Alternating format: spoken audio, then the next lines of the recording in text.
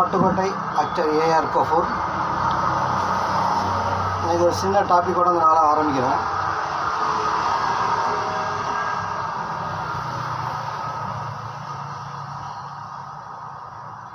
நாம் நீன்னு சொல்வதை விட நாம் அப்படிங்கிறது ஆரம்பிப்போம். ஏன்னா எனக்கும் தான் நான் சொல்கிற கருத்தை மற்றவங்களுக்கு மட்டுமல்ல, எனக்கும் சேர்த்து தான். அதனால தான் நீன்னு சொல்லாமல் நாம் அப்படின்னு ஆரம்பிக்கிறேன். நாம் என்ன கொண்டு வந்தோம் கொண்டு செல்வதற்கு, இதுதான் நான் சொல்ல போகிற டாபிக். நாம் என்ன கொண்டு வந்தோம் கொண்டு செல்ல.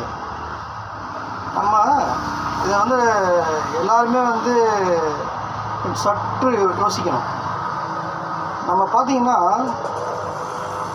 பிறக்கும்போது இந்த குழந்தைகளை பார்த்திங்கன்னா அது கடவுள் நமக்கு செய்கிற ஒரு சின்ன அர்த்தம் தான். அதாவது எப்படின்னு கேட்டிங்கன்னா, கடவுள் நம்மளை படைக்கும்போதே நம்ம கூடவே சில விஷயங்களையும் நமக்கு தெரியப்படுத்தி தான் அனுப்புகிறார். நம்மளை படைக்கும்போதே குழந்தைகள் பிறக்கும்போதே, மனிதனாக பிறக்கும்போதே இந்த உலகத்தில் பூமியில் ஒரு மனிதன் பிறக்கும்போதே நமக்கு சில விஷயங்களை சொல்லி தான் அனுப்புகிறார். எப்படின்னு கேட்டிங்கன்னா, இந்த ஆசைங்கிறது மற்ற ஜீவராசியோட மனிதனுக்கு தான் கொஞ்சம் அதிகமாக இருக்கும்.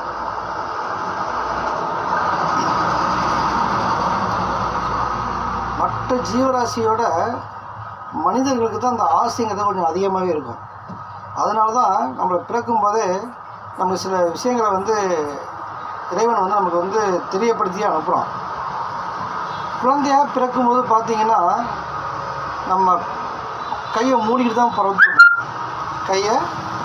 குழந்தைகள் மூடிக்கிட்டு தான் இருக்கும். நல்லா நீங்கள் கவனித்து பாருங்கள். பிறக்கும்போதே குழந்தைகள் கையை இருக்க மூடிக்கிட்டு தான் பிறந்திருக்கும்.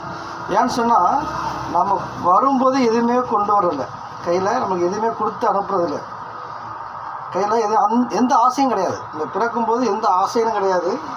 அதனால தான் குழந்தைகளாக பிறக்கும்போது நம்ம கையை இப்படி இருக்க மூடிக்கிட்டு தான் குழந்தைகளாக பிறந்திருப்போம்.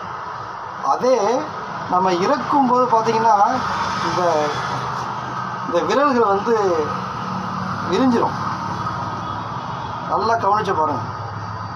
செத்தவங்க இறந்தவங்களுடைய உடம்புல பார்த்திங்கன்னா இந்த விரல்களை விரிஞ்சிருக்கும். நீங்கள் என்ன தான் இறுக்கி மூடி வச்சாலும் அது இருக்க மூட முடியாது.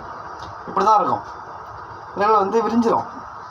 அதுதான் நமக்கு இறைவனை கொடுக்குற ஒரு உதாரணம். நமக்கு தெரியப்படுத்துகிறோம். நீ வரும்போது எதையுமே கொண்டு வரல, அப்போ நம்ம மூடிக்கிட்டே வரோம். சாகும்போது கையில் எதுவுமே இல்லைங்கிறத நம்ம கையை விரிச்சிட்டு தான் நம்ம சாகிறோம்.